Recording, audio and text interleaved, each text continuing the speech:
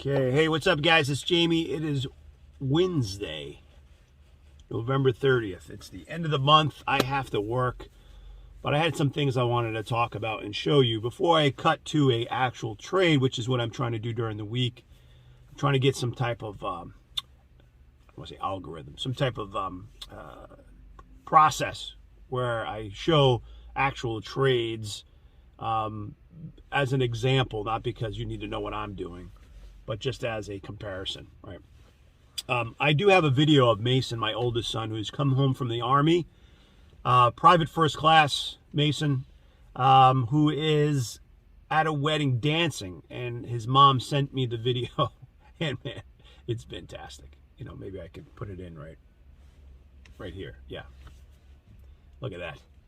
All right, so Mason dancing, which makes me smile and laugh because he dances like myself. Awesome, by the way.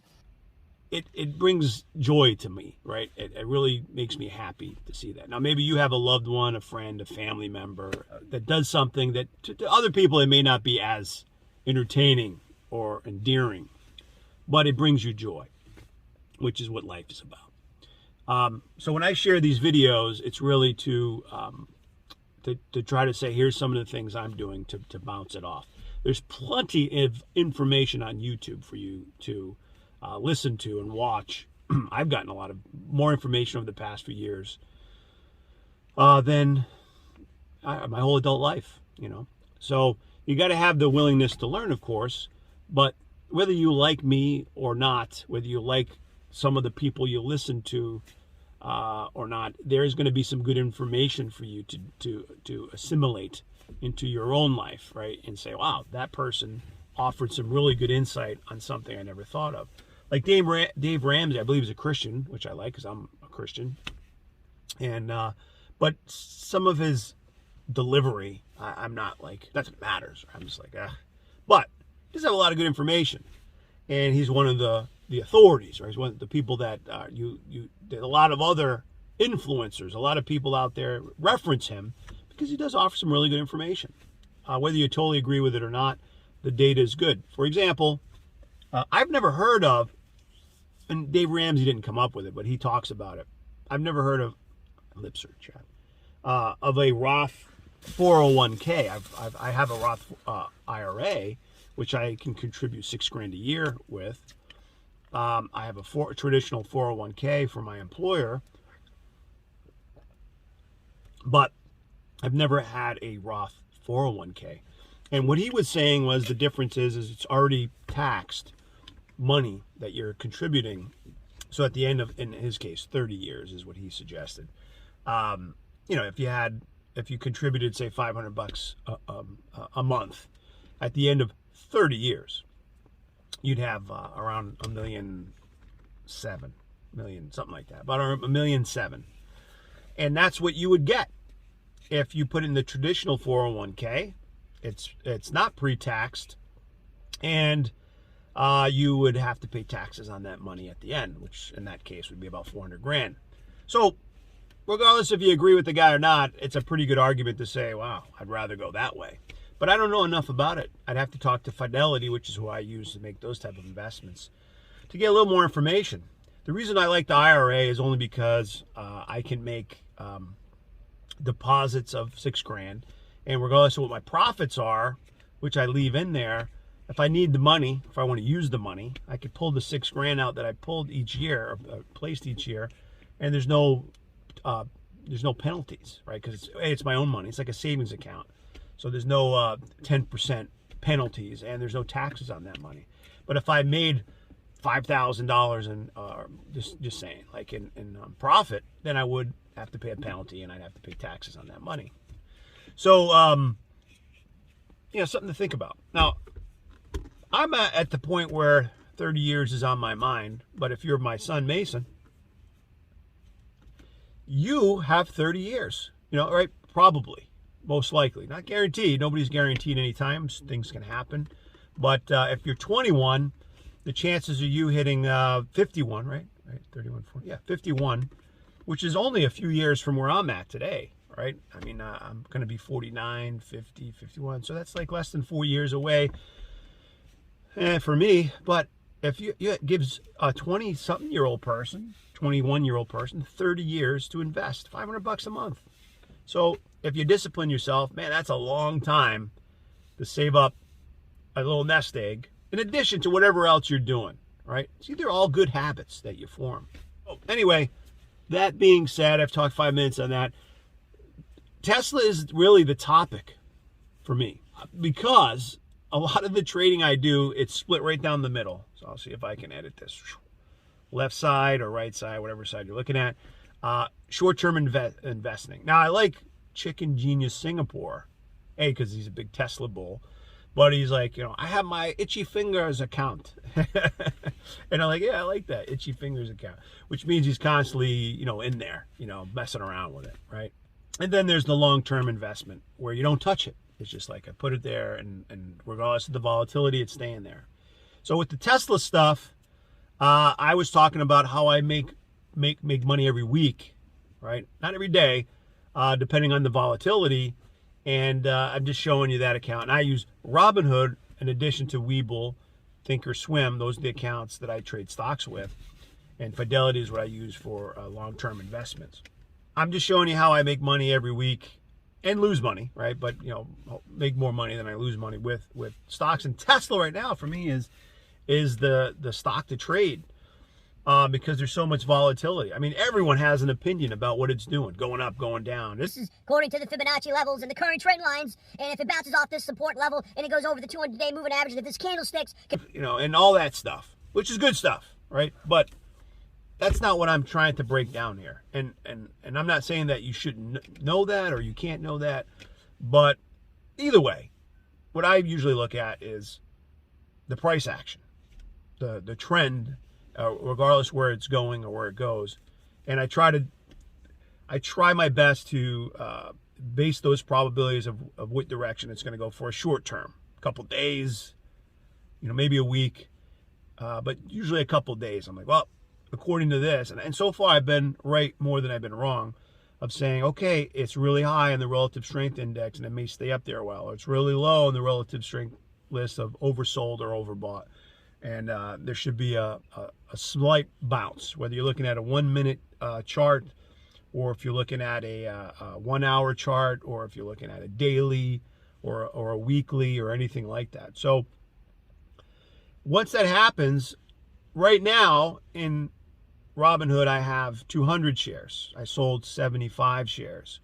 And I'm using margin, and that's a different topic, because I don't suggest you use margin, but I can use margin because I have the ability to put the money in should it require it, if I get a margin call.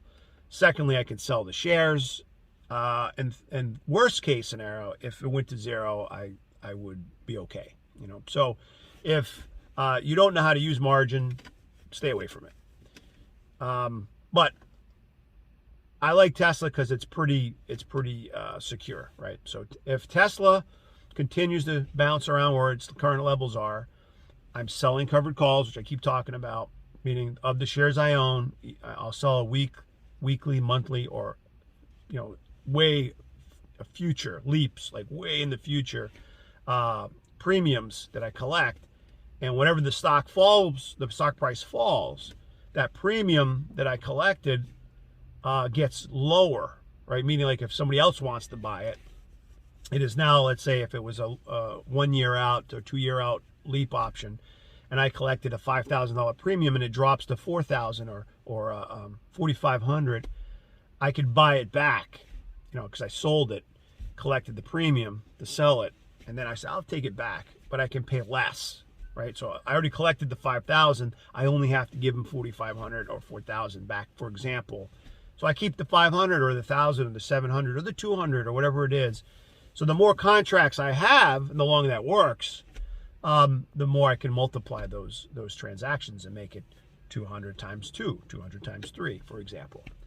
So that's been working for me, and that's one of the things that I show. Me, preferably, I would like to buy Tesla shares, using Tesla as an example, because I think Tesla in a few years' time, 2025 to 2030, somewhere in that range, depending on all those things going on, AI, the semi-truck stuff, the Cybertruck coming out, Starlink being successful. They're all kind of they all interlink. Robotaxi, more deliveries, 50% growth, et cetera, et cetera.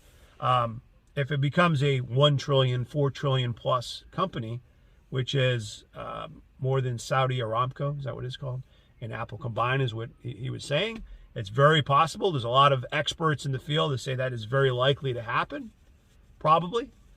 So the more shares I accumulate of Tesla, I think the better, regardless of the money I make in between. That's why I have a short-term, not to use Ken from Chicken Genius Singapore, whatever you call that itchy fingers account, whatever it is for you. For me, it's just a short-term account.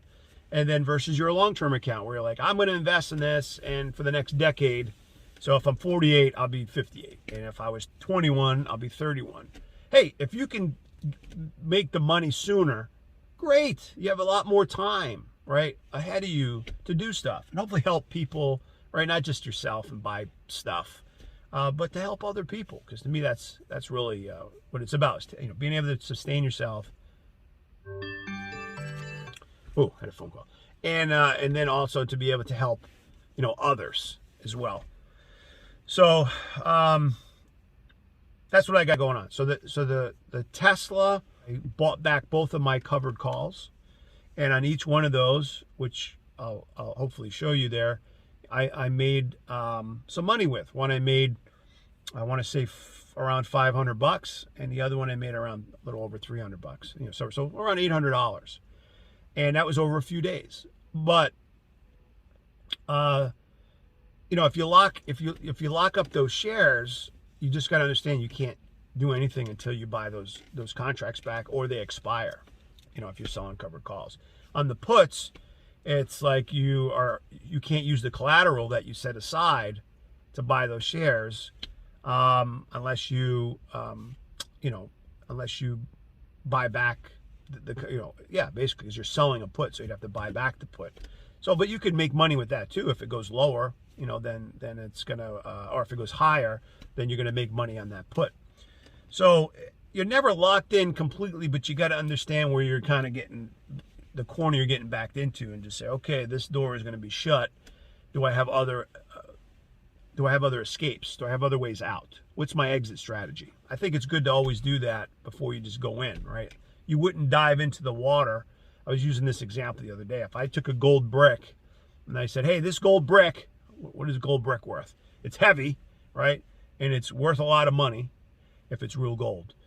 If I toss it in a clear pool of water, whether it's at the ocean or a pool that was 100 yards deep, and you could see that gold bar go, go through the water, hits the bottom.